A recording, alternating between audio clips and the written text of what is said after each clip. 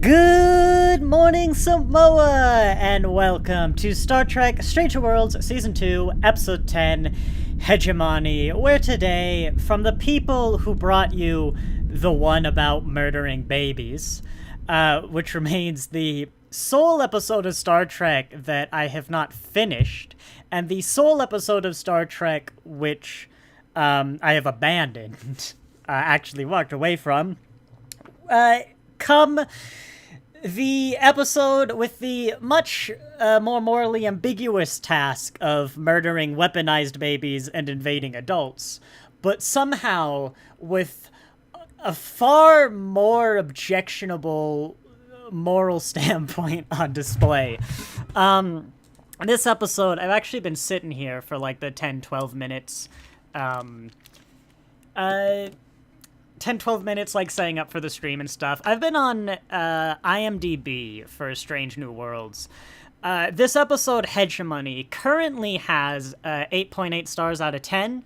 It is the third highest rated Strange New Worlds episode, behind Those Old Scientists and Quality of Mercy, both of which, of course, Quality of Mercy is a great but also fan-pleasing. It's a look back at a classic TOS episode. And Those Old Scientists is a crossover between what I'm confident to say are the two undisputed most popular Star Trek shows of the Kurtzman era.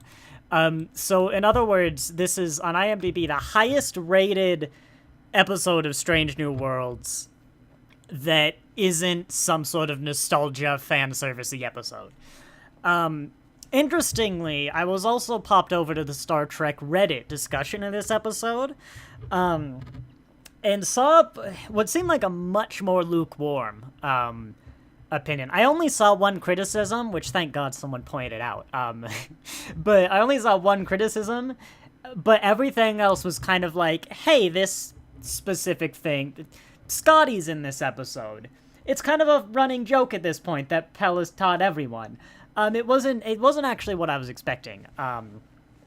But that's interesting. There seems to be some kind of disconnect almost between the fans, is of course the people who would go to Star Trek Reddit to review an episode are, you know, a dedicated subset of fans, and presumably a more general audience who would go to IMDb to put in the star rating.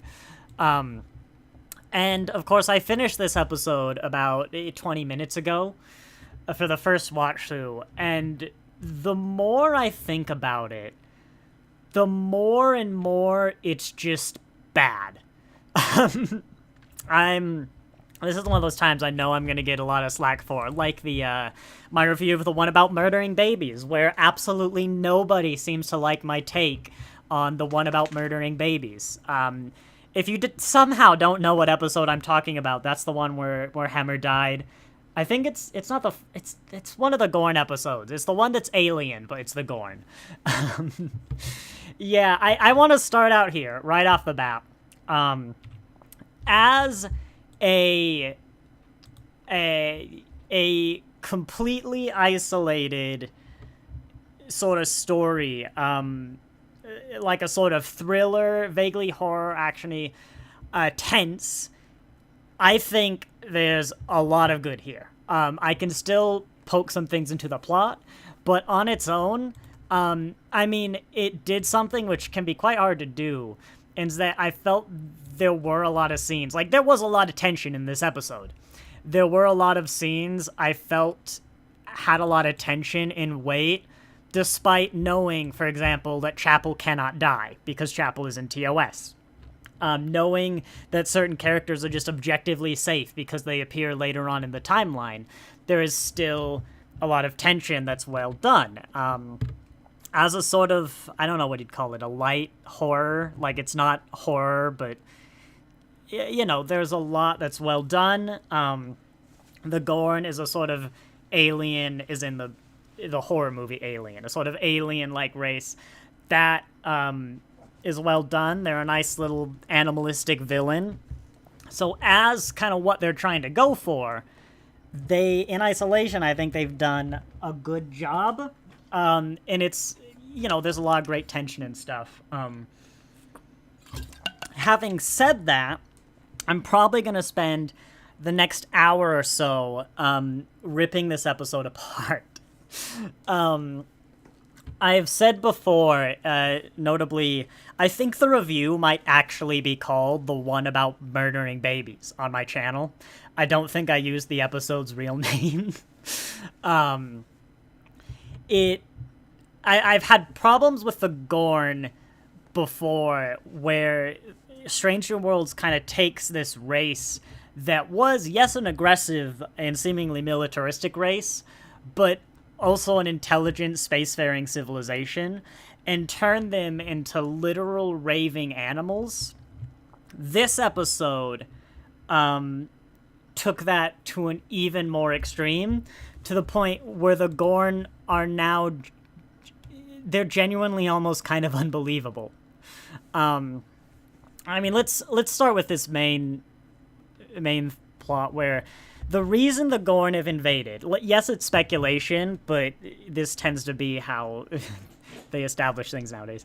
The Gorn invaded this system and the one next door because some massive coronal mass ejections basically triggered some sort of instinctual thing in them to invade.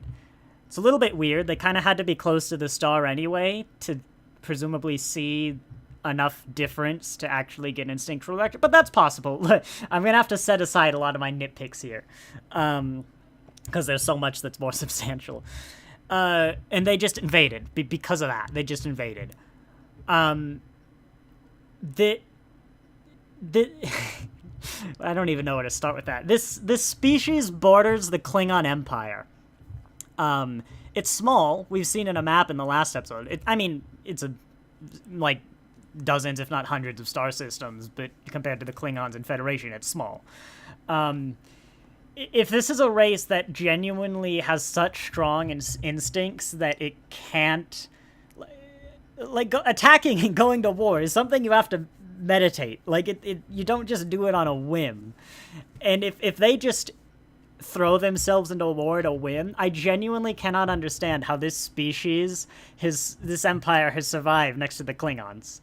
Evidently, it's not a problem. Evidently, the Gorn just haven't attacked the Klingons, because for one, they exist.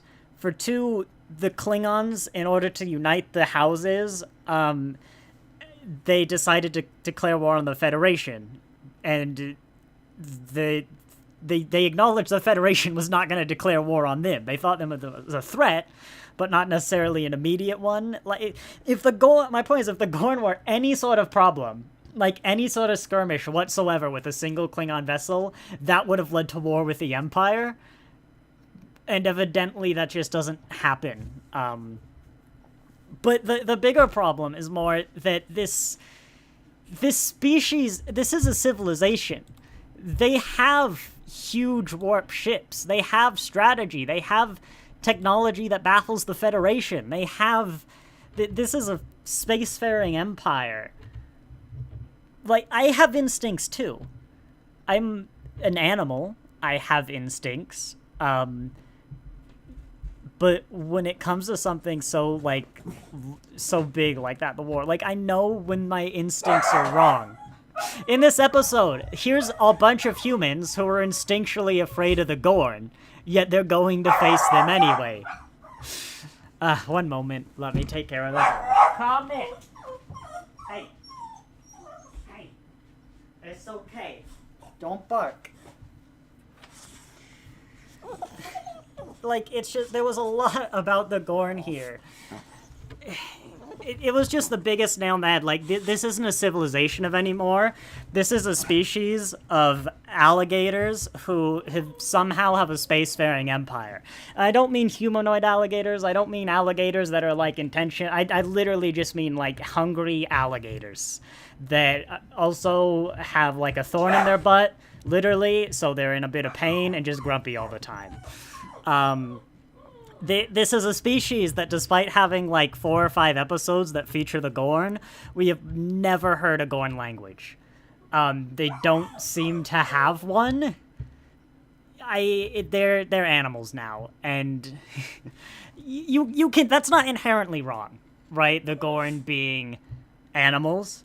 Coming off a deal, I suppose the Gorn specifically I have problems with. But generally, you can have a villain that's sort of a raving animal. In fact, in a utopian sort of setting, where you have a very morally good protagonist, that's often a necessity. Because when you have a sort of animalistic... oh my god. When you have an animalistic...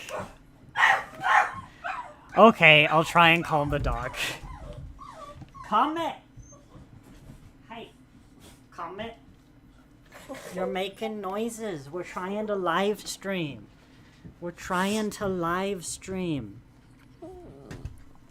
When you have an animalistic enemy, you can often kind of kill them or get away with more than you could if you had a sentient enemy. The Borg, for example, you can basically kill without any moral repercussion or thought, because as a hive mind, you can't actually kill the Borg unless you literally kill every Borg in existence. Because that Borg, that, for lack of a better word, individual will survive. It's why we often go against forces of nature. Even you can have literally just an animal. You can go to a planet and the antagonist is just some big scary animals. And you can get away with a lot more. So I can understand why Stranger World is wanting to do this. But I don't think Stranger Worlds is doing it well. Because for one, it makes, the idea of this species becoming a spacefaring empire genuinely unbelievable. But as I alluded to in the intro,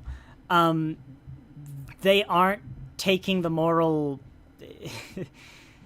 The morality of this episode is concerning at best, but particularly with the Gorn, I'm genuinely trying to understand why they're doing what they're doing. They seem to be taking that approach of the Gorn, who we have to acknowledge are a spacefaring empire. Like, as crazy as it seems, they have the capability and intelligence and sentience to create a spacefaring society.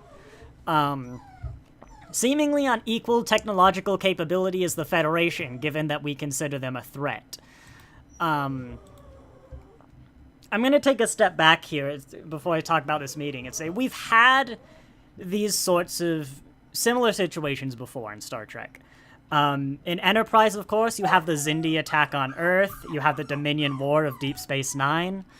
There's really nothing I can do about the dog. He doesn't like hearing the other dog upstairs, and I can't let him upstairs, but I also can't throw him in the backyard. This is my life. It's really unfortunate he started now.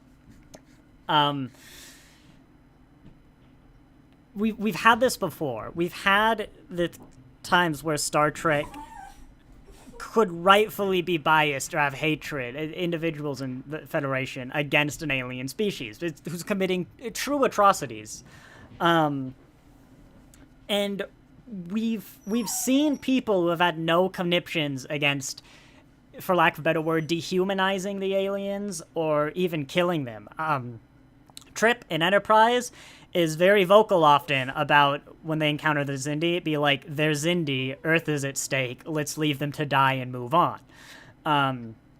In Deep Space Nine, there are countless examples you can find where there's a moral dilemma of officers who just think the Dominion are our enemy, we literally can't do anyone for any species Dominion, whether they're in there or not. The one that's come to mind is the episode, I don't know its name, but where Bashir and O'Brien are in the Gamma Quadrant, and they crash land, or I can't remember if they're shot down, on a planet with a Jem'Hadar renegades. And one of the Jem'Hadars is no longer addicted to the white. Would you mind taking him outside so he can stop whining on the stream? Oh, Andy's taking Itachi out. Alright, that should calm him down.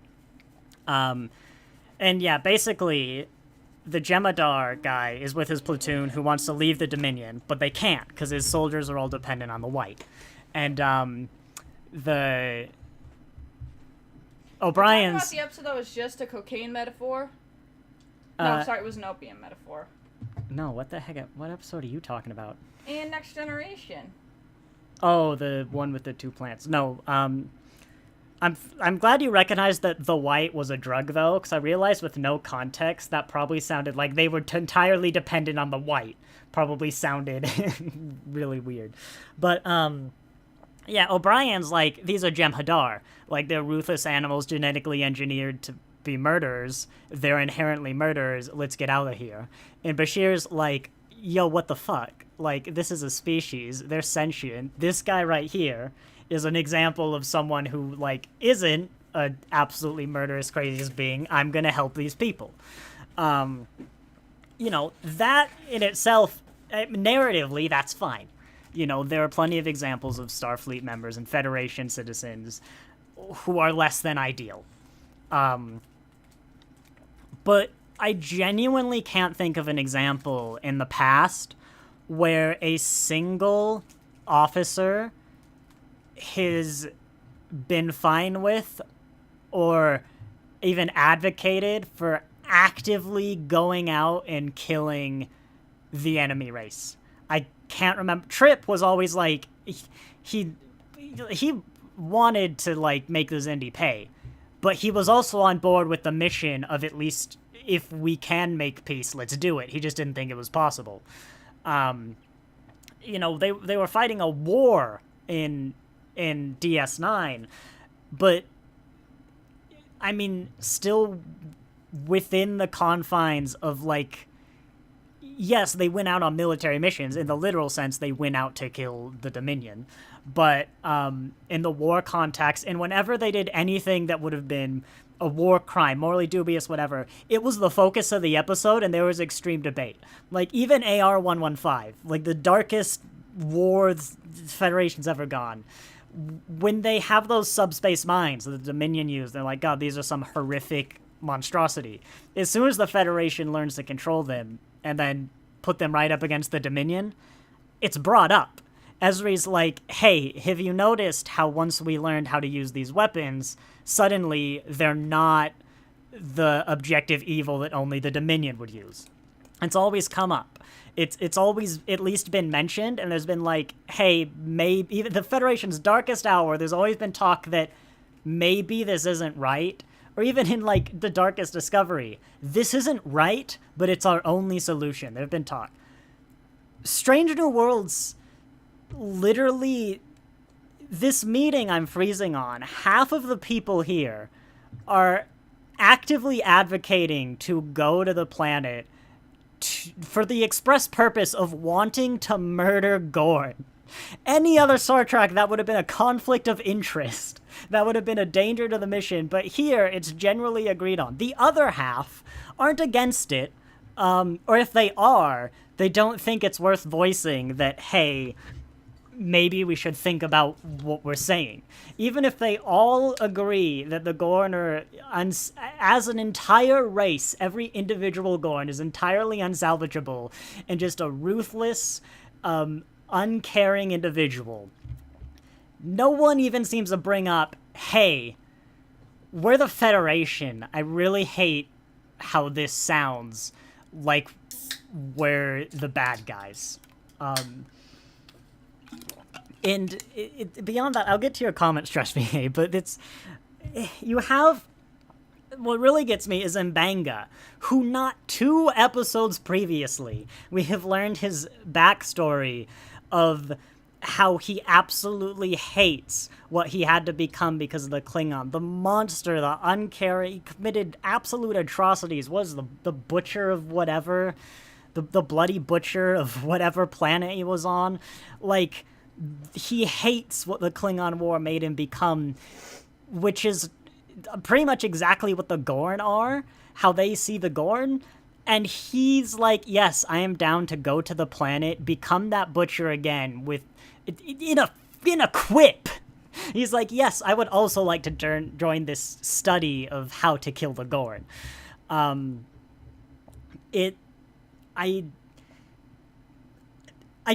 genuinely can't understand why they're doing this.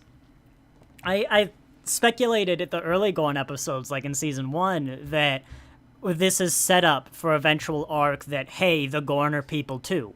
Like, it's been very clear, even in this episode, there's a lot about the Gorn we don't understand.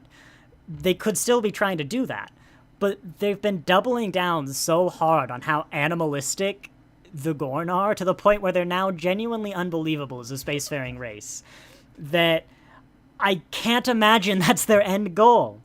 I know, Comet is sleeping in an adorable position. He buried his face in the blanket. But yeah, if that's their end goal, then Stranger Worlds is vastly overcompensating into the Gorn or ruthless animals, to the point where the lesson, when we eventually turn this around and go, hey, the Gorn are people too, they're going to be a completely unrecognizable race. It's not going to work because of how it's... I want an analogy that's not going to rely on Nazi Germany, but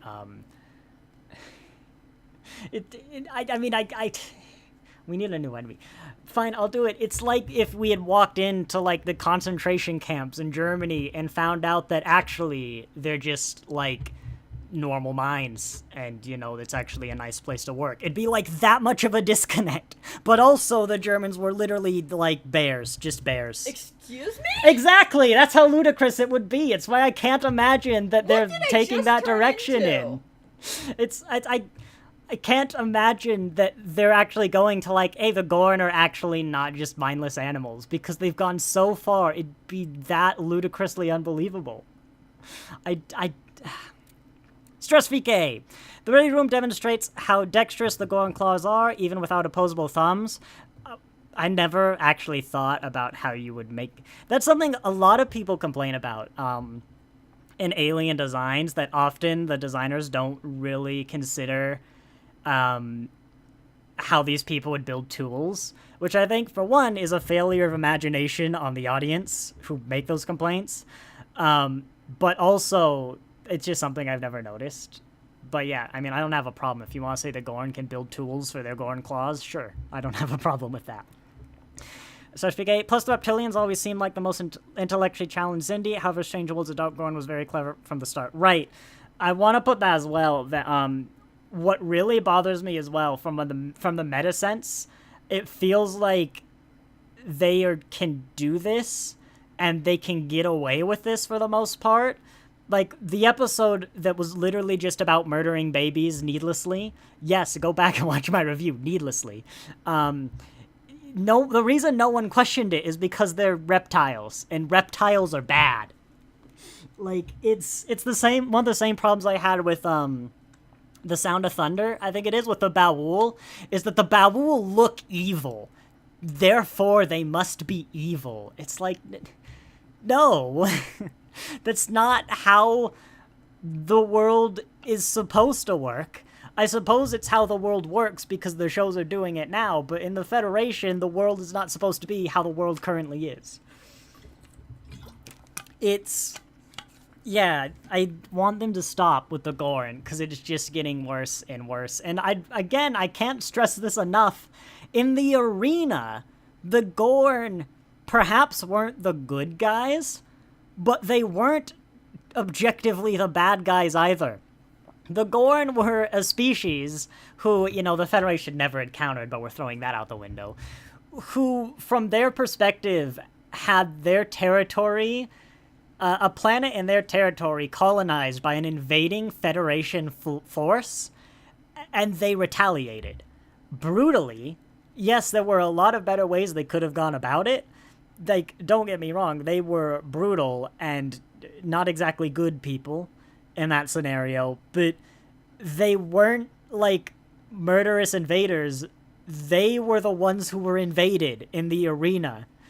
But, nah. So I think the Gorn will be like the Borg, fierce enemies that they will just have to decide to stay on each side of the line. I mean, the Borg have gone on their own journey, but I mean, they're the main antagonists of Strange New Worlds in the sense that the Borg were also that. But even in TNG, did we ever fight the Borg without a moral quandary? In Q Who, perhaps not much of a fight. I guess First Contact, but no, even in First Contact, they bring up that the Borg drones were once Starfleet crew members, and I don't know if we brought up the potential of rehabilitation, but most of the time when we encounter the Borg that I can think of, it's like Borg, or Voyager might have done it, but still, there was the fact that, like, hey, we're the Federation, we're not really supposed to be doing these sorts of things. You can force the Federation into those situations and see how they deal with it, but this is just, like, even outside the context of Star Trek, as some sort of, like, horror action thriller, it feels misplaced in a lot of places where there's not even the mention that, like, this is real messed up. Like, you know, it's not necessarily the fact that they're fighting the Gorn. I mean, yes, in this case, the Gorn are the aggressors. But how they're discussing it and how they're viewing the Gorn is barbaric by our modern day sensibilities, let alone Star Trek. Let's get into some of the scene by scenes as we'll get into the many problems that arise in this episode, which is somehow the best non-nostalgic episode of Strange New Worlds according to IMDb. I might see what the buffer time people had to say about this one. I have never seen a planet full of dead people before, but now I have. This was the most... This right here was the most, like... It's an RPG game, and your hero starts in the tranquil... Why does this look like an Avengers scene? It starts in the tranquil, peaceful home village that is inevitably going to burn to the ground after 20 minutes, you know, after the tutorial. It's amazing, in fact, that they didn't, in fact, die. At least not yet. But I was like, God, you couldn't signpost that everyone on this planet is about to die more. Unless you named it, like, Kulmanau. You know, that's the name of the planet, is Kill Me Now. Gonna die. You know, that's the name of the planet. But, yeah, incidentally, it looks like the Avengers because it is a more or less modern-day setting with high-quality production and modern directing and lighting, to answer Alex's comment. But, yeah, I mean, it was also hard to be gripped in a lot of this episode. Like, despite the thriller stuff and, like, the tenseness that was done very well, but especially in this early sense, because everyone here knew that the captain lady was gonna die. I keep wanting to say Batel. No, it is Batel. Who do I keep wanting to say? Baudet. I keep wanting to say Baudet, which was the transparent skull guy in Deep Space Nine. But, yeah. To the point where when we saw Batel later in the episode, I was genuinely shocked. I was like, oh my god, you didn't die. Yet. I mean, she might die, but, yeah. That's one way to do a twist, is signpost the death of a character so hard and then not kill them. It's the anti-Chekhov's gun. It's hanging a gun above the fireplace, and then in the later on in the movie, you more firmly secure the gun on top of the fireplace. You don't fire it, you just put a plaque underneath it. So you take the bullets out. It becomes a more permanent fixture. I think some apex predators can never be friends. Well, that's not my problem. Is you can have an enemy that you're just never going to become friends with. You could have the Gorn as someone fundamentally opposed to the Federation ideals that you're just never going to make peace with. My problem is you're not going to have a pack of wolves develop faster than light travel in an interstellar empire. And right now, the Gorn are a pack of wolves. They don't even have a language. They are instinctually driven to the point where they invade entire systems, evidently premeditatedly, because, like, they have those little... They sent that perimeter line to the Federation real quick, because there were some flashing lights. Like...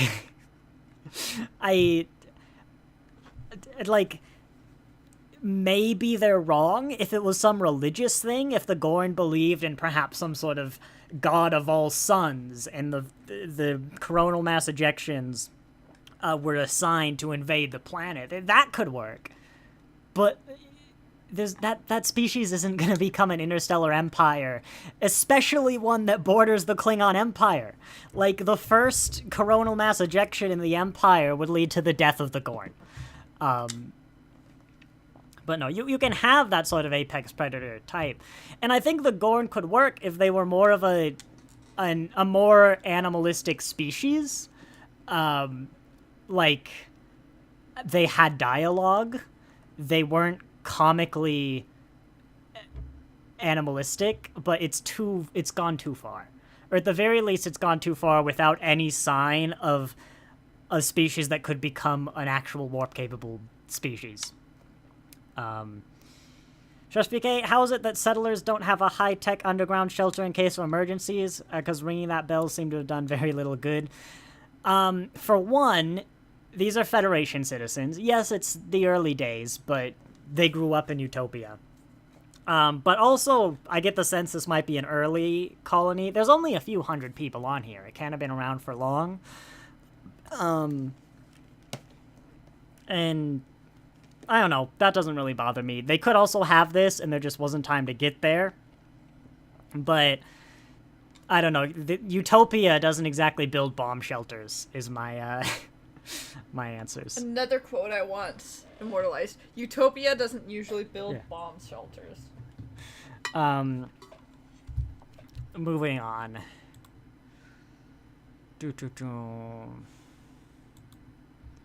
Where are we getting? Like, yeah, this is well done. Like, when the Gorn arrive. I like that you realize later on it was Scotty's shuttle that was the one that crashed earlier, not one from whatever the ship was called.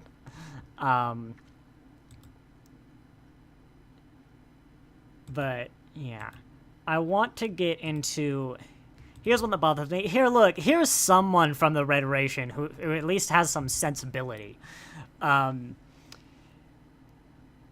Yeah, I have a lot of problems with the actual premise of the episode as well, believe it or not. So, there are, maybe, you know, let's make that clear. There are, maybe, Federation survivors either on the planet or on the ship. And yes, it's worth Pike going to check that out, don't get me wrong. But it's made very clear that this could lead to another war. 2-3 years after the Klingon War that absolutely devastated the Federation fleet, we had most of our territory conquered, and I imagine the Federation fleet probably looks like about 3 dinghies right now. You know, we are in no state for a war. A war now could lead us into such a destabilized state that the Romulans or Klingons could just wipe us out. If not the Gorn themselves. We are full on everyone's mind is the absolute horrors of war and how much the Federation does not want to enter a war right now. And this is something that is not unique to Strange New Worlds. It's been something that's been growing in the modern era that this is the first time it's been worth mentioning, but I just want to say I've seen this a lot. There is literally no discussion about whether or not they should try and send a rescue mission. It is just taken as granted because, well, we'd never abandon our own crew, you know? Like, there was... What's the later on example that really gets me as well? Is... There was something where they didn't even... I remember, it's the saucer section we'll get to later. But, like, there are parts where they don't discuss the morality of what they're doing, that, like, they might be sacrificing lives, because if the episode ever had that discussion, they would come to the obvious conclusion that all of the Starfleet officers down on the surface of the planet would be fully willing to give their lives so the Federation doesn't enter another war. I'm remembering now, there are civilians on the planet. That will change things slightly, but there's no talk from people who've been through the war about, like, hey, we might start another war that could genuinely destroy the Federation, maybe we should just stay on our own side of this little border.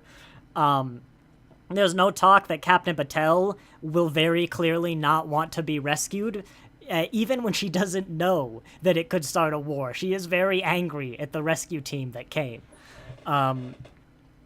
There's no discussion. It's just taken for granted that the rescue mission, the needs of the few outweigh the needs of the many, and there's no discussion needed because that is the clear moral good and everyone understands that.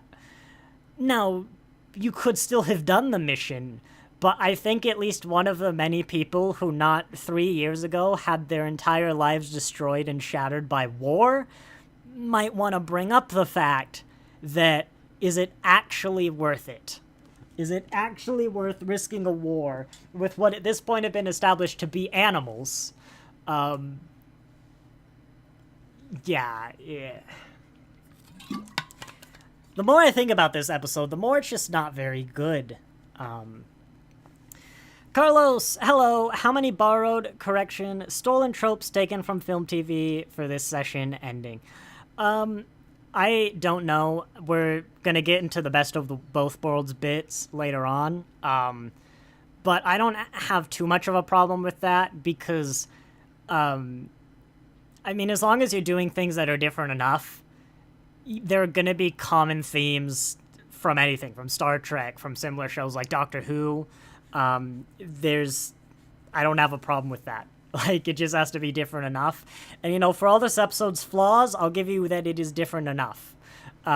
With the exception of the bit ripped straight out of Best of Both Worlds. If it works, it works, but we're not at the part about why it doesn't work yet. She was angry at Pike, not the team. I mean, same thing. I don't know. She was angry at Pike for sending the team. I guess it's not the team's fault for disobeying, or I don't know. Pike! By God, when Pike gets back to Starfleet, he better be kicked out. Because there's... Even Starfleet's, like, it all worked out. Its results-oriented thinking can't justify... Like, there wasn't even a discussion on do we disobey orders. Because as I said in the, was it the trial episode? Like, it's just... This crew's a liability. God damn. Especially almost putting us into war with the Gorn. Like, they don't give a damn about the orders. It doesn't matter. If the ship's cook ever went missing, they would go to war with every major civilization to get them back. Like, this crew's a liability, and Pike does not deserve his command. Even in Discovery with the Sound of Thunder, which I should really one day do a video on why that's a bad episode. Like, he's pretty consistently an horrifically irresponsible captain in my mind. He was getting a lot better, but God, he always has his moments. He's so close to becoming... I always joke that Janeway is the one-track mind homicidal maniac, only semi-exaggerating. But Prodigy did some good work on Janeway, and if Pike keeps this up, I may have a new one-track mind homicidal maniac to make fun of. Yeah. Going on, what else do we got here? We talked about this meeting already. I'm surprised they didn't do anything with this moon. Which was, look at, this is like such a perfect timer. It's like there's colonists on this moon, but the moon is orbiting and soon it's going to be in Gorn space. This was such a good setup. I don't know, you could have done something cool with that. Like, I guess you didn't have to, but I was very surprised it never come up. Like, I thought they were going to beam a team on the moon when it was on their side, and they just let it orbit into Gorn's side, and that's how they'd get past. Yeah. Let's go through. I think the only way this episode works, which I'm willing to accept as the intent, is if the Gorn are also affected by their own, whatever, interference field. Which just be aware, I'm going to be taking that as fact as we go on, because otherwise even more of the episode doesn't make sense. Like, how would they not notice a shuttle being launched from the Enterprise? Presumably because their sensors don't work. Q. How would they not notice the shuttle coming to the border? Well, presumably Q. because their Enterprise, their shuttles, their sensors don't work. But I want to address that. Yeah. I don't think I have too much to say on the Gorn-specific weaponry. I mean, it's practical. It's not some sort of, like, horrific war crime of a weapon. It's just a weapon that works. I was about to say presumably has a stun setting. Not that anyone here bothered to use the thing, which is another line I have to say far too much. But I don't know. That just seems practical. This is the... For once in the franchise's history, Starfleet Security has made a proactive and intelligent decision. Everyone applaud.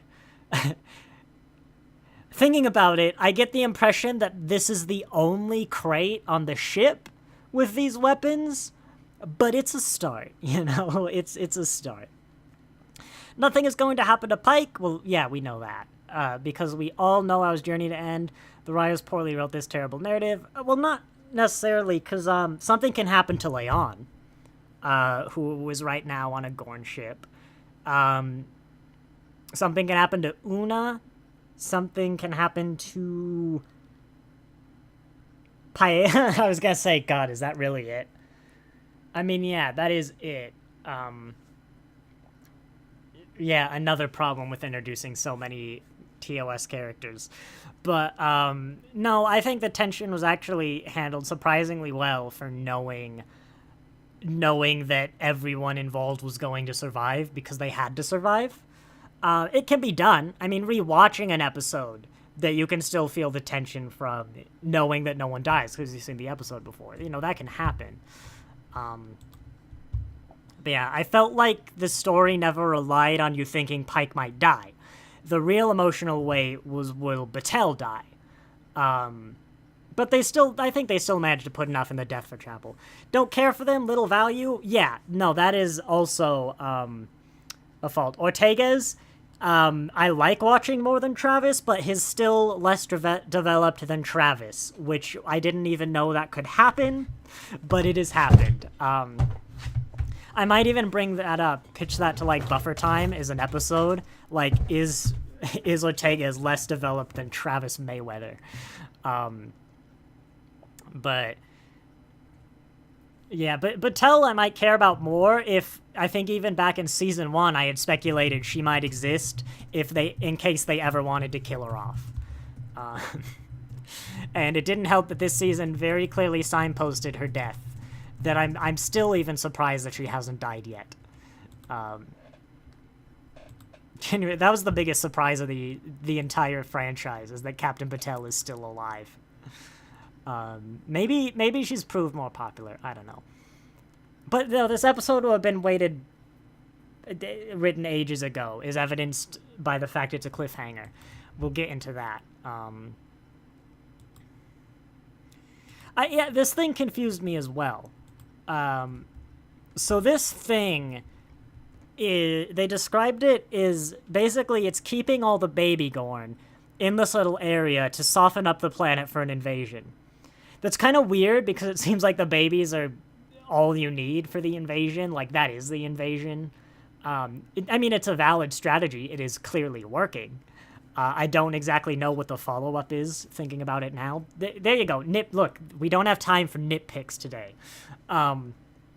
So this is some sort of barrier, right? Because the baby Gorn can't leave. I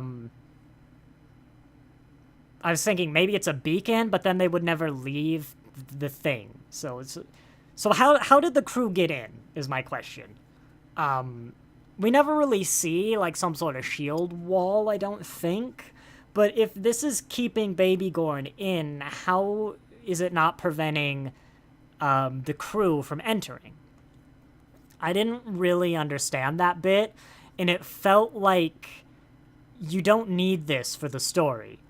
I think it's also the thing that's responsible for the interference, but I don't... yeah, I don't really, I don't understand, I didn't understand that plot line, and it didn't feel necessary, so it probably should have been cut.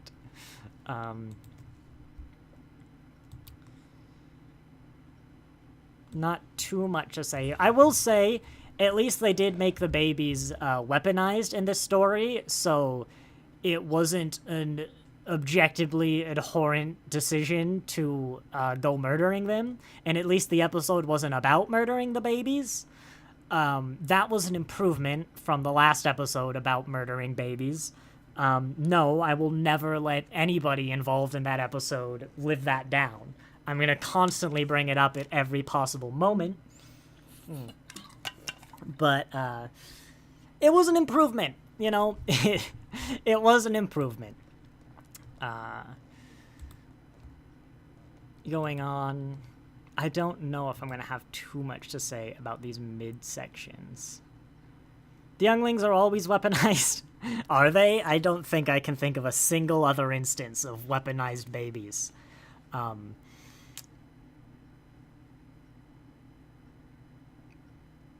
Nope.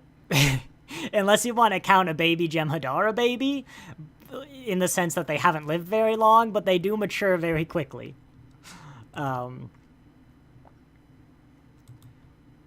Where are we in the story now? It's a lot. Scotty. Everybody's favorite engineer who canonically hates women. Yeah, Scotty. I knew he was going to be in this episode. By the way, yeah, in case you forgot, Scotty canonically hates women and everyone's just cool with that. I will not complain if we drop that little plot point.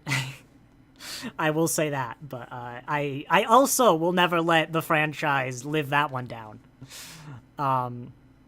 But anyway, yeah, I knew he was going to be in this episode. Funny enough, from an article that was titled Scotty's accent was horrible, but Scottish Star Trek fans loved him anyways, which I think was harsh. I mean, if you're Scottish, it probably isn't great, but I feel it's at least as good as the original. Yeah, Scotty, I don't care. I've said this before. I haven't said this in a long time, but I came for Strange New Worlds. Actually, when I found out it was Scotty, I messaged the Buffer Time people. It was like, I haven't seen the episode. I don't want spoilers. I want a yes, no. Is he like the new chief engineer and recurring character, or is he just a one-off? Because God, I read it. I saw an article from the producer teasing even more TOS characters. Like, God, there are multiple characters from TOS you haven't shown us yet, but I think every new TOS character diminishes Strange New Worlds, and it increases the rate at which Strange New Worlds episodes break TOS episodes. It's... If you still haven't even given us an Ortega's episode, you haven't done anything with Ortega's, but you're throwing in all these TOS characters who are just... I don't care. I've heard their stories. I'm not really interested in their prequels, and even if I was interested in their, like, origin stories, they generally just introduce more problems than they add value, in my opinion. I don't see a point. I genuinely, actually, like, what's the purpose of putting these characters in? Because the only, I mean, generically, there are kind of two reasons you would do it. Well, three. You're just not thinking too much. Fan service, or you feel like you can do something with the character. There's a story to tell. Those are like the three reasons you would add the characters. Looking at Kirk, I don't think they've really given a story to tell of Kirk's. Every story he's been in, you could have substituted him for someone else, and there's been no change. You could have just as easily had Leong have her whole arc with someone entirely different. Scotty, I don't know what story you really would tell, but from precedent, it feels like it's not that they feel there are stories to tell. I don't think it's fan service. like, it is possible they think that'll just make fans happy and they're doing it. I don't think it is purely that. I have enough faith in the Strange New Worlds writers to say that. But it kind of feels like, to me, with albeit completely no evidence, the only way I can see of, like, bringing these people in is the writers want to write these characters. They're fans, presumably, and they're like, hey, I want to write Scotty dialogue in canon. And that's not adding value. That's, like, it's not inherently bad, but the bad comes from the fact that you kind of just break other episodes because of the take that the producers have with canon in Strange New Worlds that I could not disagree with on a more fundamental level. Which, true, is a personal problem. It's not objective, but yeah, I don't care. It's I just don't care about Scotty in Strange New Worlds. To be honest, I'm not sure if I particularly care about any of these characters in TOS. Like, there's a certain fun nostalgia when we revisit them. I like TOS. I'm not sure. I mean, Spock's got a good story, but beyond that, I'm not sure if I'm particularly invested in anyone from TOS, for that matter. Like, I enjoy watching it, but, I don't know.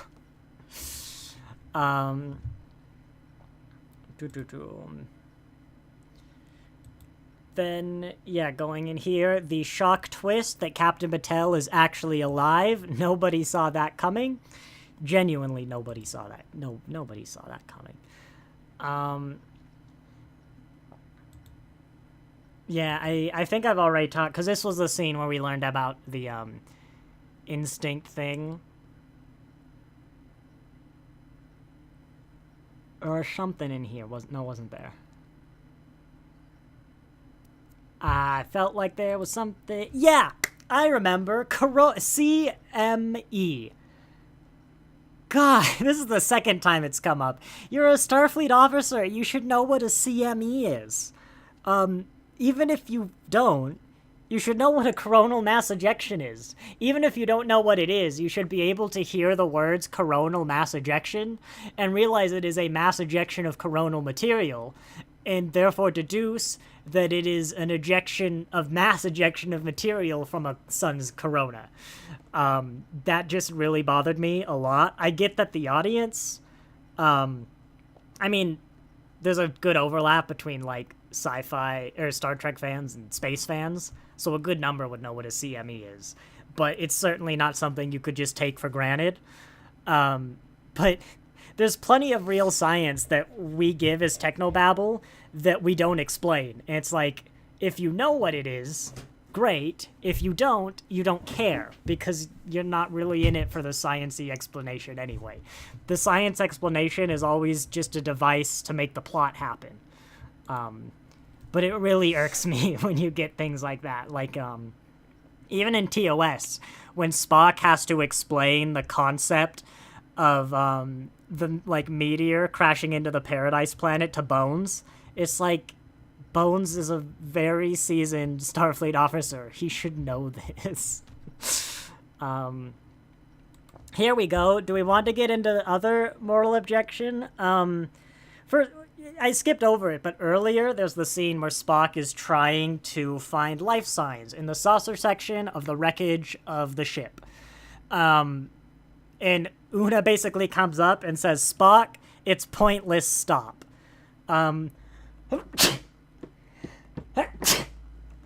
Sorry, I'm allergic to plot holes. Thank you, Alex. That was one I was just supposed to quickly move on from, but I appreciate that I broke you with it. I'm watching one of the shows with the most plot holes in the universe. Oh. And then just you start, achoo, achoo. Sorry, I'm allergic to plot holes. And I originally went to pause the episode to tell you bless you, and then just, I'm allergic to plot holes. I'm not usually, thank you, Carlos. I'm not usually this, this isn't exactly a good faith argument. you know, I hope these eyes are jokes do come in watering. jest, but I feel the reason I can do a more offensive is in like attacking offensive. A more offensive review is that so many of these episodes have been good, and this is not true to the form. This is the remainder of those fundamental problems that if Stranger World just fixed, it'd be so good. Because that's what the rest of the series was, or the season. Yeah, and she tells Spock to give up, which I don't understand, because, well, later on we prove that, like, yes, there was at least one survivor, but, what else is Spock doing? You're all kind of just sitting on the Enterprise. Spock, I'm pretty sure, is the chief scientist. I think that's still his role.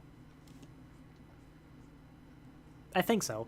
But anyway, it's not like he's doing anything else. If there was something else, then, like, yeah, by all means, let him do that. But why not let him try and find the survivors, which there is a very real possibility exists? I don't get why Una is so certain that nobody is alive on there, because their sensors don't work, and they know there's oxygen on the ship. There's, like, 300 people, I think, on a starship of that class in the Strange New Worlds era. If 1% of them survive, there are 3 people on that ship. It felt really weird, but even worse was this plan to crash the saucer section, deorbit the saucer section, and use it to take out the array. There are a lot of problems with this plan. First off, the practical. Takes a long time to deorbit something from the height we're seeing. This is a common problem, more of a nitpick. You could just say the episode took longer. I'm not going to spend too much time. They think they can make it look like a natural deorbit. That I don't understand. Because for one, it's in a high orbit. For two, they are probably tracking that wreckage so they don't hit it like the Gorn are tracking it. And you would notice that change in orbit. There's no way you could make that look natural unless you took far too long. But I'm willing to let that slide, and that, I mean, it's been a complaint before, mostly in Season 1, that what the CGI department was showing us didn't line up great with what they were saying. I was willing to let that slide, because you could make it work, it's just unlikely. Right? There's the practical things out of the way. Let's get into the real meat. For one, where do I want to start? I live in Spokane. If you live in Spokane, you might also remember this. But I have felt meteors land. It's very rare, but it does happen. Where technically small, I mean, larger than usual that hit Earth, but smaller meteorites that are large enough to survive re-entry hit the Earth, and they basically create a little earthquake. You know, even like, I think the one that hit most recently was quite a ways away, actually, but was still like a audible, and you could feel like a thump that passed through Spokane. And I think like the state of Washington and Idaho and probably Montana, Oregon, like it was a bit of a oomph, you know? That's not the saucer section of a Constitution class ship, that rock. That's a tiny one. The point is, I don't know enough to definitively say how devastating crashing the saucer section onto the planet would be. I know enough to say it would be pretty damn devastating, if not apocalyptic. Like, I don't have the knowledge to say it is actually the apocalypse, but it's real bad for anyone vaguely nearby. Maybe the little, like, beacon they're taking out, it's on the far side of the planet. Maybe it is nowhere near any civilization or settlement. Which is not what the map shows us. It shows us as being pretty gosh darn close to the town. We're gonna let that slide. Genuinely, by the way, I got my biggest laugh of the series out of a part of this plotline. But yeah, in their attempt to take out the array to rescue survivors, I feel like there's a very real possibility that crashing the saucer section into the planet is going to kill quite a lot of survivors. Skipping ahead, we later learn that it is actually within walking distance of the town. So, in actuality, everybody would be dead. Just flat up, everybody would be dead. The bit I laughed at was when the saucer section hit the pylon. Like, maybe a few hundred meters from Scotty and Pike and the captain, and they just didn't care. They just brushed it off, called Enterprise, and were talking like a non-radioactive nuclear bomb had not just detonated right outside the window. Like, as far as the writers are concerned, when that saucer section hits the tower, they both just cease to exist. Like, at least it wasn't the engineering hull. There's not going to be some catastrophic antimatter explosion. But genuinely, what's it called? The, like, Trzynski incident? There was, like, a huge meteor that detonated right above Siberia. These things are genuinely equivalent to nuclear bombs, just not radioactive. Like, they're dead. Like, everyone on that planet is dead. The entire town just got nuked to oblivion, but it's still standing. It's okay. It's okay. They lived. I laughed so hard at that. Next moment, which is the one I was building up to actually originally, there's no talk whatsoever of the very real possibility that there might actually be survivors on the saucer section. That they just be committing to death because they're not the captain's girlfriend. They're not the people they're trying to rescue, therefore they don't matter. And that's why I was saying earlier, the reason this isn't brought up and discussed, I can only imagine, is because we'd come to the natural conclusion that Captain Patel and her team don't want to be rescued because they're ready to sacrifice themselves. They don't want the Enterprise or the Federation put at risk. Because that's true. That's just true. And if we never talk about that for the people on the saucer section, like, I had forgotten there were civilians on the planet because we're so focused on the Starfleet away team that I don't even think we mention the civilians. Are there even civilians with Captain Patel? Presumably, but we don't mention them. Like, it's taken as, are there survivors from the ship? And then we go to that group. I don't think it's ever brought up, are there survivors from the colony? It's all about the ship. Which, okay, Captain Pike is focused on his girlfriend, but is that supposed to make it better? That the captain has too narrow of a focus and is ignoring the health and well-being of civilians? Like, I don't think that makes it better. So, yeah, and add to that, the fact that Chapel lived only makes it more likely that there were far more survivors on the ship. This is actually the point that was brought up on Reddit. Like, more people lived. I can't imagine it. With 2/3 of the soft section remaining, you're looking at 70,000 tons of dead weight. One moment. How large was the asteroid that killed the dinosaurs? A 6-mile wide asteroid. We can estimate that. The entire asteroid probably weighed about 2 quadrillion pounds. 70,000 tons to pounds. 4.e to the power of 8. 1, 2, 3, 4, 5, 6, 7, 8, comma, 140 million. A ton is 1,000. So yeah, we're talking about a small fraction that of the asteroid that killed the dinosaurs. By the way, I'm just realizing I accepted that 70,000 ton number, like, just as fact. Bit of a citation needed. But I'd also like to be clear. This planet's kind of a write-off. I don't have a problem with them destroying the planet. I I do have a problem with them destroying the people they're trying to rescue, though. That's more the concern.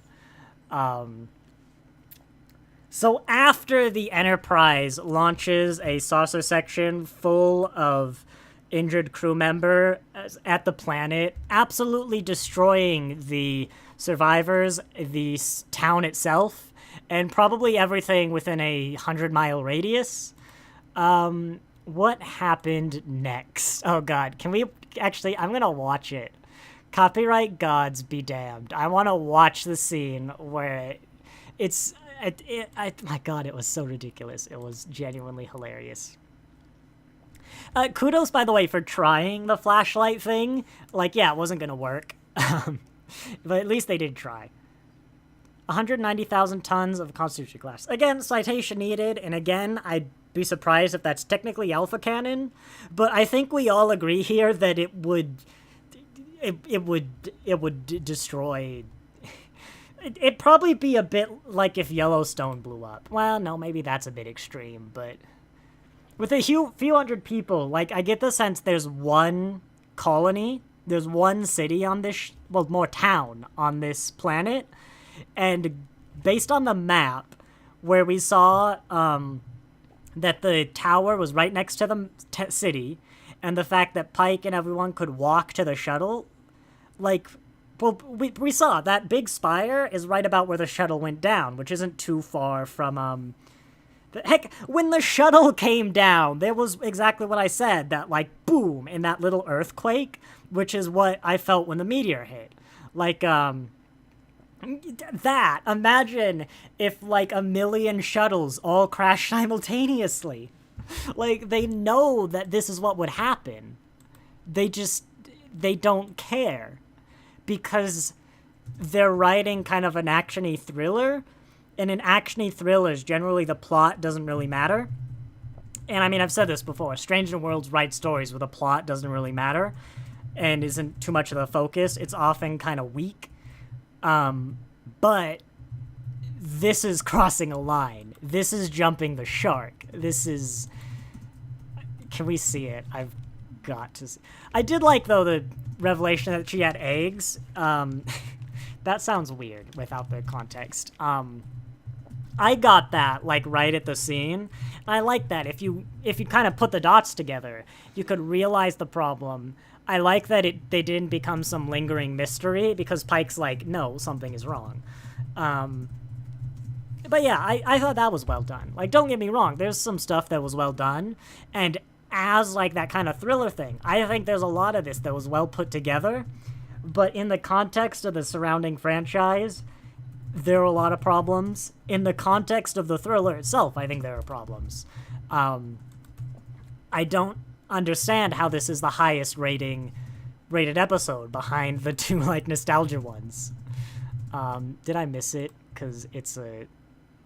Even this, I almost felt like I wanted to walk away again when Spock was, like, stabbing the Gorn helmet guy. Like, I mean, I guess it probably reminded me too much of the baby murdering episode, and it's not like we haven't had worse in better Star Treks. Yeah, I've said it. But, I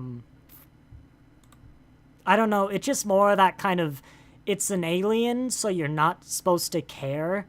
It's almost, in a way, I'm more against it because I feel the fact they're doing is saying, because this is a lizard, you as the audience won't care.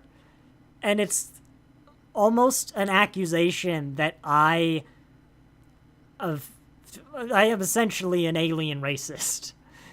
Which isn't what they're saying. It's not what they're trying to say. But I think it's why I react more strongly to these, is it's like, you're not supposed to care. We can get away with this because it's a lizard. And I'm like, well, I do care. Just because it's a lizard doesn't mean I don't see that this is supposed to be a intelligent being of the actual spacefaring civilization. Can we see it? Oh god, I forgot about that one. Yeah, no, let's get this. Remember as well how I said it was real unrealistic? They could deorbit the ship and make it look natural? The ship is going straight down. implying, oh my god, that they're little RCS thrusters that Spock could carry in a backpack. I didn't even put that together. Moving things in space that are that massive is hard. I actually don't know if I don't think humanity could do that. I don't think humanity could deorbit that saucer section if we wanted to, without, like, serious rocket power. Technically, moving something is easy. If I throw a baseball at the saucer section, it would technically move. Not a lot, but it would technically move. In the same sense that when you jump, when you land on the Earth, you push the Earth back a little bit. A calculatable amount, but not a measurable amount. But anyway, they evidently got rid of the entire orbital velocity of this saucer section, as it is plummeting straight down. I'm willing to let that one slide, because it's more of a nitpick, but if we say they deorbited it more naturally, that thing is in dense enough atmosphere that, I mean, look at this. It's got serious deorbit flames. We are in an atmosphere now. Looking at the curve of the planet, we're probably not supposed to be. But that's an atmosphere. Like, that's the serious stuff. And, evidently, these two rocket backpacks have the power to get their orbit back up to orbital velocity and escape the atmosphere and presumably head back to the Enterprise. Or did they beam? I think they beamed, but, you know, I say presumably because they never actually fire the, rocket thrusters in this entire Here, look, no, I'll show you. They never fire the thrusters. They just kind of go away from the ship and then stop relative to the ship. Because that's how space works when you're deep enough in an atmosphere to have this kind of... Like, they should also have the fiery... We're re-entering at crazy speeds. I might have laughed at this one, too. I don't remember, but... God, look at this thing. If that hit Earth, it would probably be the apocalypse. Like, it would certainly mean death for anybody nearby. These things aren't exactly small. I gotta see it. Hang on, I gotta see it. I'm getting there. I'm going frame by frame. Here we go. Look at that thing. That thing, it's probably farther than it looks, but not that far. And, like, watch this. The whole sky explodes. There's, like, this window is broken. This is a hole. This is a direct hole with direct line of sight as this saucer crashes that would land, like, directly next to this shuttle. Debris would fall directly in through this hole. This is also a shuttle. I don't think it's built to survive, like, what's about to happen to it. Look, okay. And also, bear in mind, we're, like, maybe a mile or two from the town. Look at that. You can even see the fireball that's about to engulf the inside of this open window and burn everybody inside of this shuttlecraft to a crisp. But we cut. Look at that. It's entering the window in this frame. But we cut away. Oh, no, look. It's now in the shuttle. The inside of the shuttle is now fire. It's just fire. But Pike ducked. So Pike survived this. Pike survived this, everybody. But we cut away, so it's okay. Pike's fantastic hair stopped the nuclear blast and the earthquake and saved the town. This is the highest rated episode of Strange New Worlds that isn't a nostalgia episode. This is the highest rating non-fan servicey episode. Not to diminish Errand of Mercy, or even for that matter, Those Old Scientists. Those were good episodes. Those both deserve their, like, 9-point-something rating. TOS, Those Old Scientists, does not deserve being the highest rated episode of Star Trek on IMDb. that is too high.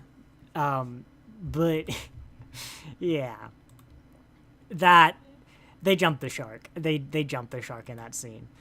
And then you get the best of both worlds, which I'll say I'm actually kind of surprised we've never had a best of both worlds before. Well, after best of both worlds, but it feels really lacking because what really makes the best of both worlds so good, that cliffhanger, which I've criticized the best of both worlds before. Most of my criticism, I believe, falls under the second episode. But no, I'll give you, that's a good cliffhanger. Especially when you consider the real world fact that Patrick Stewart never had much faith in TNG and it never unpacked. There was a real possibility Patrick Stewart would leave the Next Generation after season 3.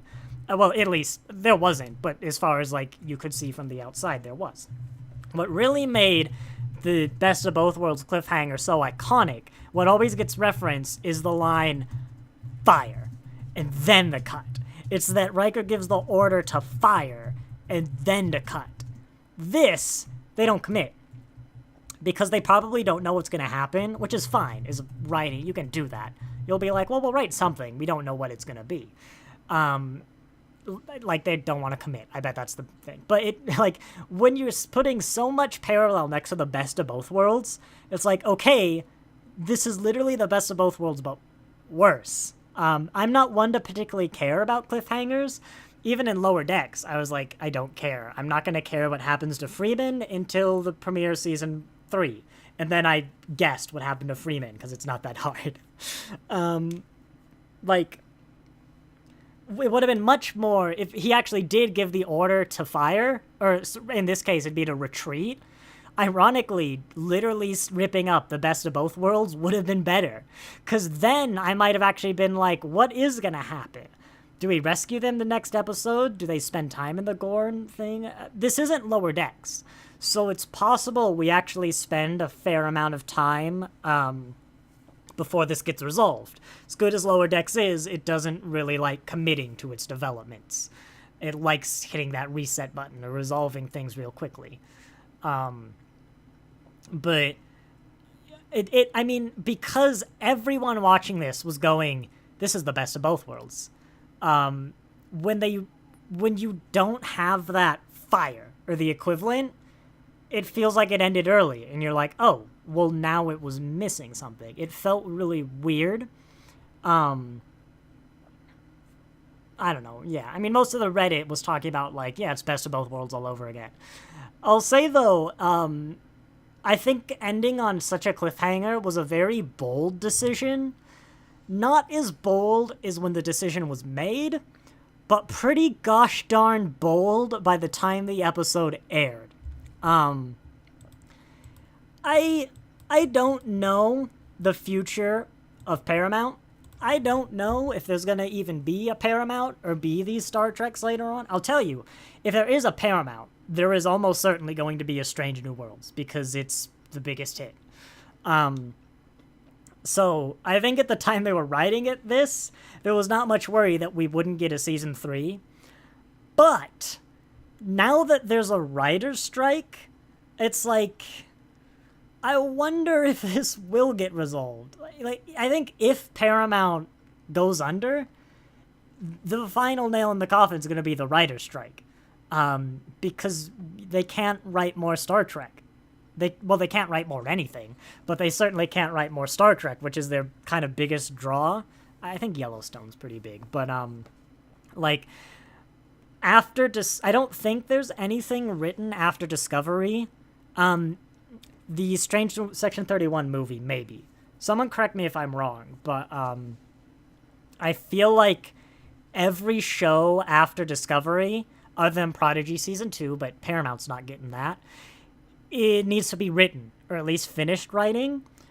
Discovery is a good year away. Even if this writer's strike ended tomorrow, it's gotta be a good 2 years at least before we get another Star Trek. And Paramount, which is not a secret, is kind of struggling for money, has to survive that entire writer's strike and the time it takes to get up and running to, well, it just has to survive it.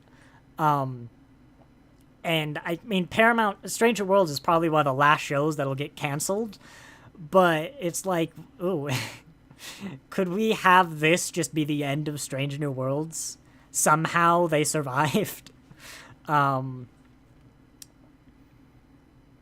don't know. I mean, I hope not. Like, but at the same time, I don't know if I'd be that upset, cause I don't want more Gorn like this.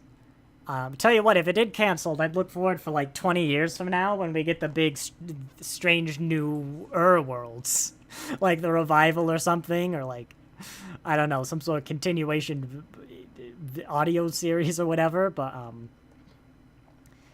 yeah, I've just realized, I wonder if we'll get the Khan story, because is Khan SETI Alpha 5 under the writer's strike? We haven't heard anything about that since it was announced.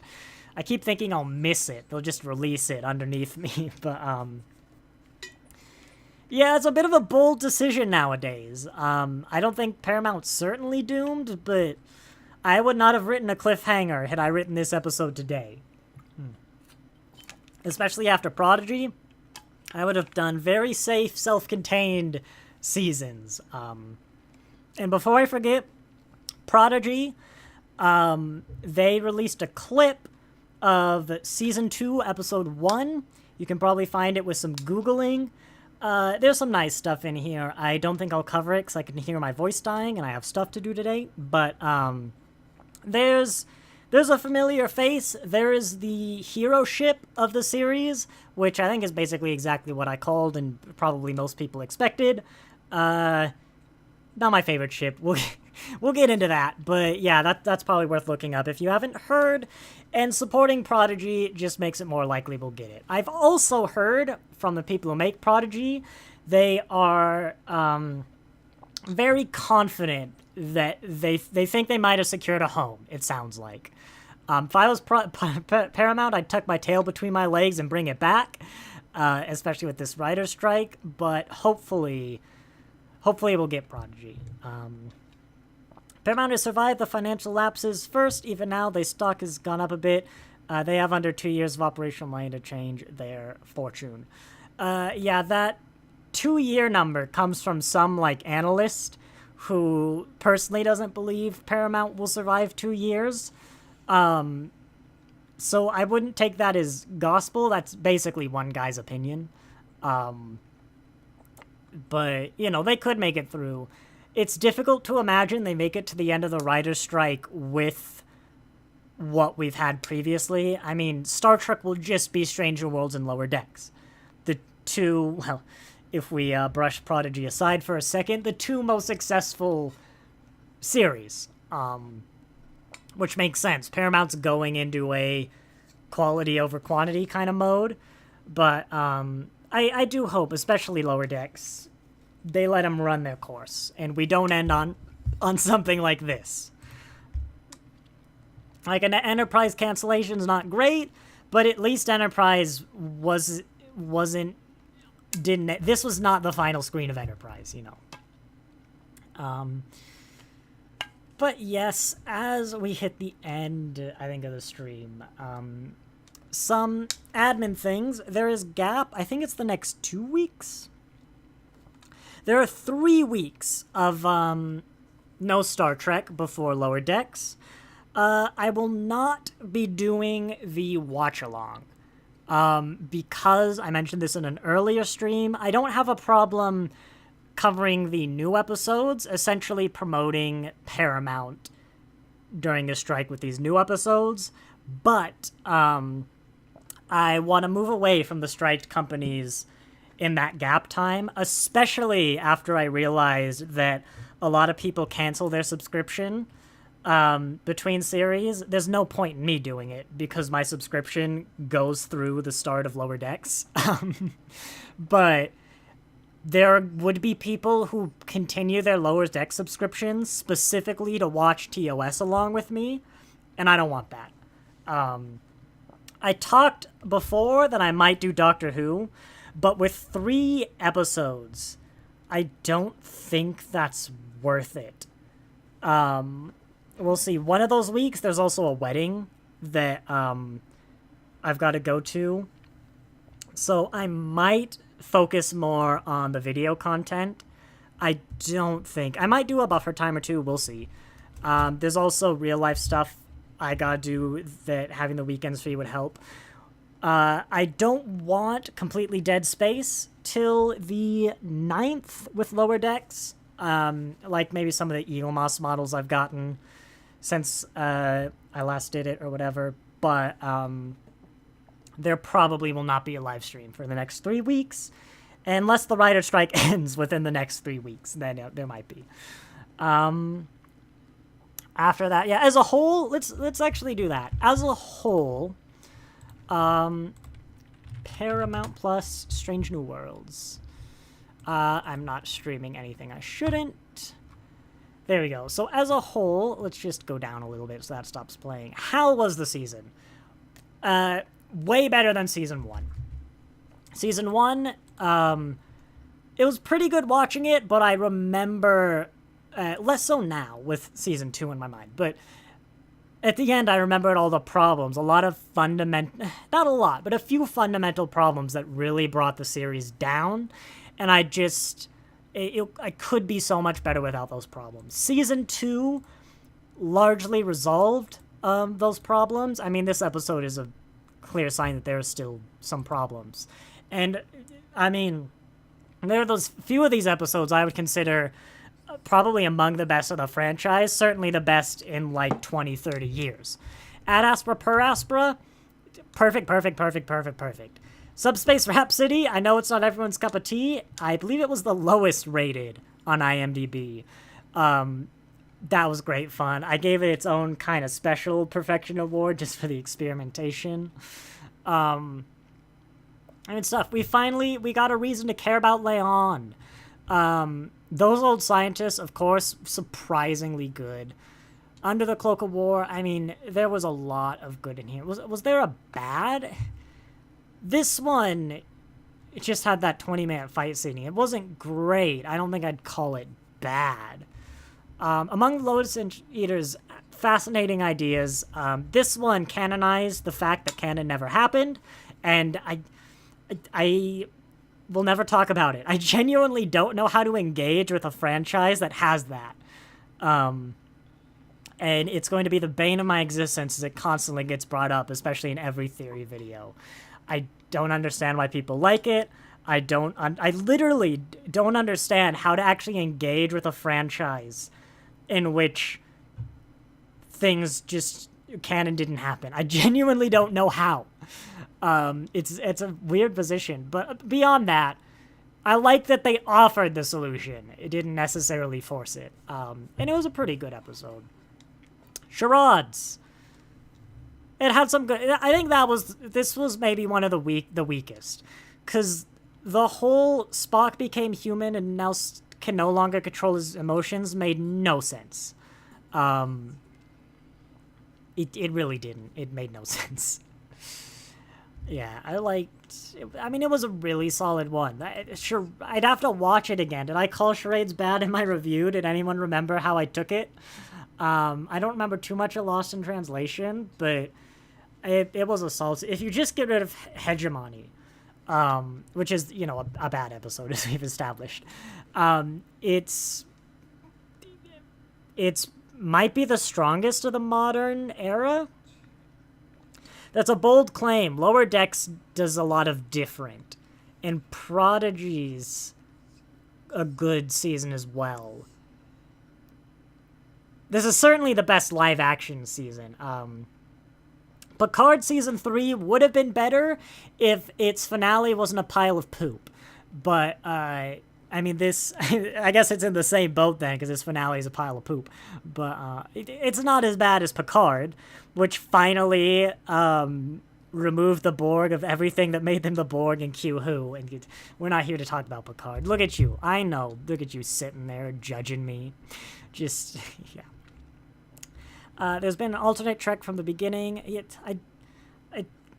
the problem is, if we go this route, the reason there's an alternate Trek is because the temporal Cold War changed events so that at the very least Discovery and Strange New Worlds, if not also Enterprise, is the new course of events.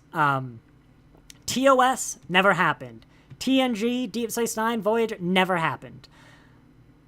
Why do you want that? That's not better. If this was some alternate universe, I could understand. And like a lot of people say, they think if there's an alternate universe, yeah, that's different. But the idea that somehow just saying the stories we love, the characters we love, never happened, they never existed, and if they did exist, they're these new different versions, I don't understand why you would... First off, why you think that's a good solution, and why you think it's better. Technically, yes, it does resolve the canonical issues, but it means you can't engage with the show. Because there's nothing from saying that any future episode, even the very next episode of Star Trek, could come out and say none of this ever happened. How can I possibly connect to a show that might one day have never happened? How can I possibly care about what the Gorn does with the Federation when this war might never have happened? Because, I mean, the Dominion War never happened under this theory. I genuinely don't know how to engage with it, because I can't... Every single episode has to be totally independent from every other episode, to the point where even the characters, like this Captain Pike and this Captain Pike, have to be treated as fundamentally different people because they might be. Because you can no longer take the episodes as being connected, because they might not be, and that is canonically how the universe works. Why would you want that? I genuinely don't know how to connect with it, so I have to reject it because that's the only way I can engage with the medium. Yeah. It's that's my 2 cents. I forgot, by the way, there is something in these next 3 weeks, isn't there? Yes, Star Trek Day is the 8th. That is when we will get news on the animated series. The new animated series episodes. God, that's a weird thing to say. I think there's 5 of them. I will certainly be covering those in some format, depending on how they're released. We'll just have to see how that goes. And I might do another little recap video. Maybe I'll take the day off. I could use a day off. But I always like those yearly recap videos. They're fun to do. They do well. And I always think they come out. I like them. I've liked doing them so far. So hopefully on September 8th, we can get that one going. Golos, it's the same way other writers want to change other things. The Witcher, Doctor Who, Star Wars, Marvel, DC. There's been a massive effort to wipe away the past. Doctor Who is the interesting one. The people who say Doctor Who doesn't have a canon either don't understand what canon means or use a fundamentally different version of canon to what I have seen always be used and what I personally use. Doctor Who has a light canon that is genuinely very flexible, but the thing about Doctor Who and why it works... First off, I'd like to say I don't like it when Doctor Who contradicts itself. Sometimes it has to happen, like when old episodes reference futuristic space years, such as 2012. You know, 2012 was not actually ruled by a Mexican agrarian dictator who controlled the world by blowing up volcanoes. You know, I don't mind that modern 2012 Doctor Who wasn't like that. I don't like it when they contradict itself, but the reason Doctor Who works is because as much as the universe around the Doctor might change, the characters' experiences don't. As time travelers in Doctor Who universe, you have a certain affinity with time, and you're not as affected, like when the timeline changes because of your time travel, you'll remember the old timeline. So you can do things to the characters in the shifting world, and the character development still matters. The characters' experiences still matter. Not that Doctor Who has its own problems and sort of a world building and continuity, but I think that's why it works, and for me particularly. But when you go in this, especially Star Trek, which was never like that. Star Trek, the characters mattered, but so did the universe. When you say, like, yes, it had contradictions, particularly TOS with the rest of things, but when you say that the timeline changes and the characters within the timeline change, suddenly you no longer have that constant. Suddenly, if, when the Doctor saves Gallifrey, it doesn't mean that the Doctor lived believing that he had destroyed Gallifrey for, 3 regenerations, that he lived with that guilt and that trauma and that journey we loved seeing him go through. It means he never went that. It means that never happened. Because the timeline changed.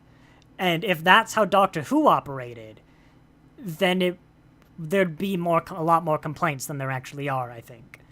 And also, that's a brilliant invention, that when you meet your future self, only the most recent version will remember the events.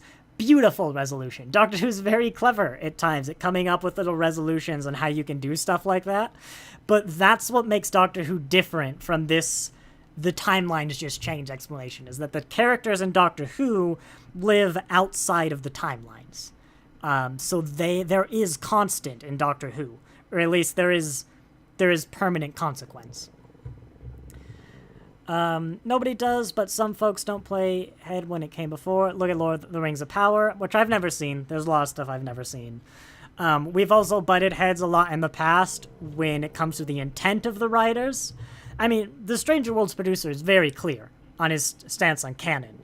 There are plenty of interviews you can go read, and I've said before, I fundamentally disagree with his take on canon.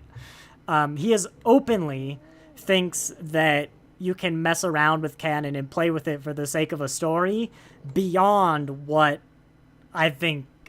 works for me. It's just open. Unless he's downright lying. And that's the thing as well. When the writers say they're fans, I have no problem believing they're fans. I believe Chris Chibnall is a fan of Doctor Who. I mean, just look at the amount of references he wrote. But that doesn't necessarily mean that not every fan would write good Star Trek. I'd write awful Star Trek. I'm not a writer. Even most of what Chris Chibnall writes for Doctor Who is better than what I would write for Star Trek. My Star Trek would have a very strong moral core. It would be incredibly consistent with existing canon. It would also be shit. It would not have good stories. It would be bloated and awful and mostly just retreading stories I like, because I can't write. I just steal from what already exists. But no, I think most of these people are like, yeah, I'm a fan. Yeah, sure. And you can also be a fan liking the exact opposite things I like. I mean, look at the conservative Star Trek fandom. It exists, somehow, but it does exist. They clearly don't like the liberal viewpoints, but they're still fans of the series, somehow. But yeah, I think I've covered everything for, getting my calendar out, those 3 weeks. Yeah, I'll probably just mostly be enjoying, I've bought the Doctor Who spin-offs, and that'll cover my 3 weeks. Yeah, I've just been dissing Tibnall, and I bought Torchwood. What of it? For the record, Goldman is an adapter. Never once has he been a creditor. A pure one. He has adapted other people's work for years. Never created anything originally. But very few writers have, is the thing. Talent borrows, genius steals, I think is the phrase. Especially in putting you in your place. I have been streaming for 21 seconds, and YouTube has not caught up.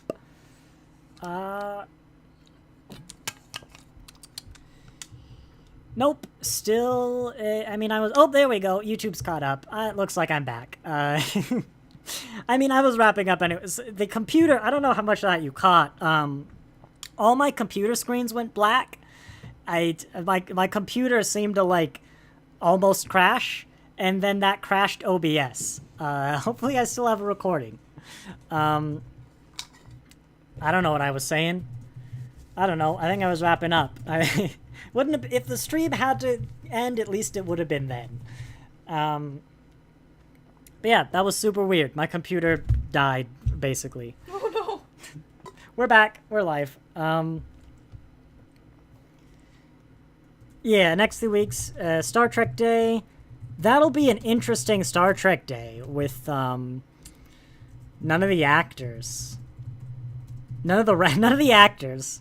None of the writers. Discovery canceled. We'll see Discovery stuff. We might announce Prodigy as a new home. What can you even do? Talking about creation and writers. Yeah, I don't know what you can do for Star Trek. You'll have the task stuff. Not the writers, of course. The Animation Guild. Yeah, the Animation Guild is still going. You could have those people. Lower Decks can have some... It feels weird. I guess if you're not part of the guild and Paramount orders you to a convention, you can't just say no because you're not on strike. So I guess if Paramount says, like, Mike McMahon, we need you for the Lower Decks panel, he can't really say no. Because I've always thought that feels kind of weird, is like the not writers and actors going to these events anyway, but we'll see. Actually, will I cover Star Trek Day? Because it is striked. Ooh. I'll have to think about that. I might make a post in the community tab if I should cover Star Trek Day, but covering the shows is one thing. But Star Trek Day is a Paramount invention to promote Paramount. And that feels more iffy. We'll see. Will there be a Star Trek Day? As far as I know, yes, because we had the announcement of the new animated series episodes, and the details of those were announced to be like said on Star Trek Day, which I suppose could just mean September 8th. That doesn't necessarily mean a show. If there's a Star Trek Day, I'll put something in the community tab. I actually might not cover it because of the strike, but we'll see. So I will definitely try and work on videos. Someone had asked for a tour of like my full Starship display. They didn't realize that doesn't exist, but I might... I don't know. I'll do the Eagle Moss stuff that, like the Jubilar or whatever, the unreleased stuff that I have. Probably some more game rant. But I'll fill the gap. We just won't do watch-alongs of Star Trek. And I'd rather Alex make a Lower Decks character rather than a Doctor. Which is the real problem with covering Doctor Who. I'd need a Doctor thumbnail for every different one, so I'd have to stick with a Doctor. But anyway, I think then I will call it there. So, thank you all for watching.